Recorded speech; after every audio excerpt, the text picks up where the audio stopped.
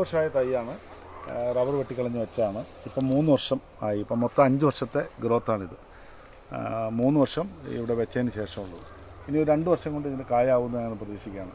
പിന്നെ ഈ സ്ഥലത്തിൽ മൊത്തം എനിക്കൊരു സജഷൻ ഉള്ളതെന്ന് വെച്ചിട്ടുണ്ടെങ്കിൽ ഈ കമുകിൽ വേണമെങ്കിൽ നമുക്ക് കുരുമുളക് കയറ്റിവിടാം.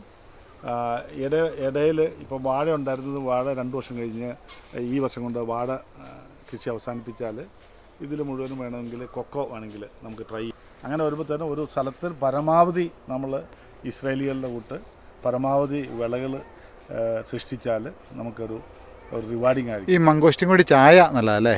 മംഗോസ്റ്റിൻ്റെ ഈ തൊണ്ടുകൊണ്ട് അത് പൊടിച്ച് ചായ ഉണ്ടാക്കുന്ന ഇതുണ്ട്. നമുക്ക് ഇന്തോനേഷ്യയിലേക്ക് പോയി കഴിഞ്ഞാൽ നമുക്കറിയാം, നമ്മൾ ഈ ഈ ഈ മരപ്പെട്ടി കഴിച്ച ബീൻസ് ഉപയോഗിച്ചിട്ട് കാപ്പിയുടെ ലോകത്തിലെ ഏറ്റവും കൂടുതൽ കാപ്പി ഉണ്ട് എന്ന് പറഞ്ഞാൽ ഓരോ വെറൈറ്റി ഇതിലും ഇപ്പോൾ കാപ്പി ആയിട്ടുണ്ട്.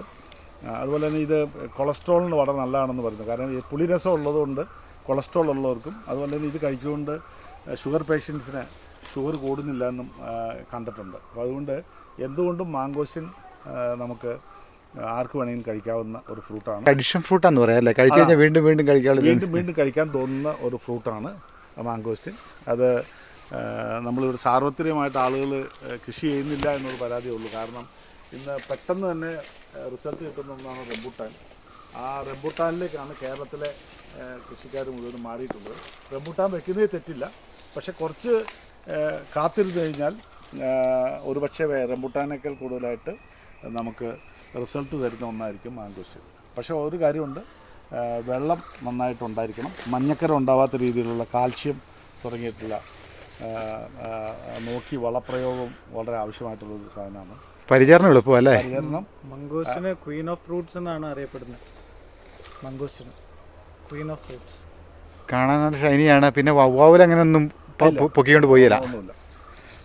ചിലർ പറയുന്നുണ്ട് ഇപ്പം ഇതിലേക്കും വവ്വാലൊക്കെ പിടിച്ചു തുടങ്ങിയെന്ന് പറയുന്നുണ്ട്. പക്ഷേ ഏതായാലും എനിക്ക് തോന്നുന്നില്ല അതൊരു വലിയ നെഗ്ലിജിബിൾ ആയിട്ടുള്ളൊരു കാര്യമാണ്. കാരണം ഇത്ര ഫ്രൂട്ട് ഉണ്ടാകുമ്പോൾ പിന്നെ ഒരു കാര്യമുണ്ട്, ജാതി പോലെ തന്നെ ഇതിന് ഓരോ വർഷവും ചെല്ലുന്തോറും ഇതിൻ്റെ ഫ്രൂട്ട് കൂടുതലുണ്ടായിക്കൊണ്ടിരിക്കും. അതുകൊണ്ട് നമ്മളറിയാതെ തന്നെ നമ്മളിപ്പോൾ തേക്ക് ഭക്ഷിക്കുമ്പോൾ ഓരോ വർഷവും നമ്മളിത് വളർന്നുകൊണ്ടിരിക്കുന്നത് പോലെ തന്നെ ഗോൾഡ് ഇതിൽ ഇൻവെസ്റ്റ് ചെയ്യുന്ന ചില ആളുകളുണ്ട്. ഗോൾഡ് ഇൻവെസ്റ്റ് ചെയ്ത് കഴിയുമ്പോൾ തന്നെ നമ്മൾ ഓരോ വർഷം കഴിയുന്നവരും അതിൻ്റെ മതിപ്പ് വില കൂടിക്കൊണ്ടിരിക്കുന്ന പോലെ നമുക്ക് മാംഗോസ്റ്റിനെ സംബന്ധിച്ചുള്ള ഇൻവെസ്റ്റ്മെൻറ്റ് എല്ലാ വർഷവും കൂടുകയല്ലാണ്ട് കുറയുന്ന പ്രശ്നമില്ല.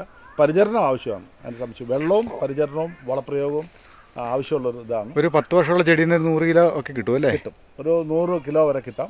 100 കിലോ കിട്ടിക്കഴിഞ്ഞിട്ടുണ്ടെങ്കിൽ ഇന്നത്തെ റേറ്റ് അനുസരിച്ച് ഇന്നിപ്പം സൂപ്പർ മാർക്കറ്റുകളിലൊക്കെ 600-700 രൂപയാണ് ഇന്ന്. നമുക്കൊരു 250 രൂപ കിട്ടിയാൽ തന്നെ ഒരു ചെടിയിൽ നിന്ന് നമുക്ക് 25,000 രൂപ കിട്ടുന്നതാണ്. കമുക് ഇത് എത്ര നാളായി ഇത് നട്ടിട്ട്? 3 വർഷമായ കമുക. ഇത് ഏതാ കമുക്? ഏതാ? ഇൻഡസ്ട്രി മംഗള. ഇൻഡസ്ട്രി അല്ലേ? ഈ വർഷം ആണ് ഏറ്റവും കൂടുതൽ ഉണക്ക് കമുകിന് ഏറ്റത്. അതുപോലെ അടുത്ത വർഷം ഞാൻ അതിനൊരു ഇതിനകത്ത് മണ്ണ് തേക്കാനും അതുപോലെ എൻവലപ്പ് എന്ന് പറഞ്ഞ ഒരു അടിച്ചു കൊടുക്കാനും ഒക്കെ അടുത്ത വർഷത്തേക്ക് പദ്ധതിയുണ്ട്. ഇതുപോലെ വെയിൽ വരികയാണ്. വെയിൽ വരുവാണെങ്കിൽ ഏതായാലും സമ്മർ ഇതിൻ്റെ വാഴ ഉണ്ടായിരുന്നോ? വാഴ ഉണ്ടായിരുന്നു. വാഴ ഈ വർഷം കൊണ്ട് വാഴ നമ്മൾ അവസാനിപ്പിക്കും. അതല്ലേ? ഏതാ വാഴ? ഏതായിരുന്നു? ടിഷ്യൂ ആയിരുന്നു വെച്ചേ? അല്ല, ഇത് ശരിക്കും കിൻഡൽ വാഴയാണ് വെച്ചത്. അതല്ലേ? ഇതിപ്പോൾ ഒരു കിൻഡൽ വാഴ ഇത് ബാലൻസ് ഈ വർഷം ഉള്ള ഇത് കൂട്ടാണ്. ഈ ഒരു കൊല ഒരു 25-30 കിലോ വരെ കിട്ടാം.